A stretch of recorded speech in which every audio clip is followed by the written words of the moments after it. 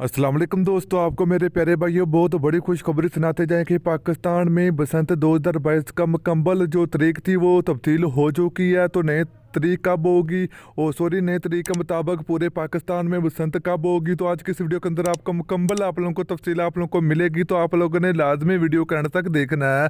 तो दोस्तों, जैसे आपको पता कि पाकिस्तान में साल 2022 में बसंत मनाने की इजाज़त मिल गई, मगर दोस्तों पहले तारीख तब्दील हो चुकी है। पहले अपनी तारीख के मुताबिक बसंत मनाई जानी थी, मगर दोस्तों अब पाकिस्तान हुकूमत की जानब से नई तारीख सामने आ चुकी है बसंत 2022 की। तो वीडियो के अंदर आपको मुकम्मल आप लोगों को बताते हैं। तो चलिए दोस्तों, आपको बताते चले कि पूरे पाकिस्तान में साल 2022 में दोस्तों बसंत की तारीख की बात करें तो फरवरी और मार्च में पाकिस्तान में बसंत मनाई जाएगी। 11-12 फरवरी को लाहौर से बसंत शुरू होगी। तो दोस्तों सबसे पहले लाहौर में बसंत मनाई जाएगी साल 2022 में 11-12 फरवरी को।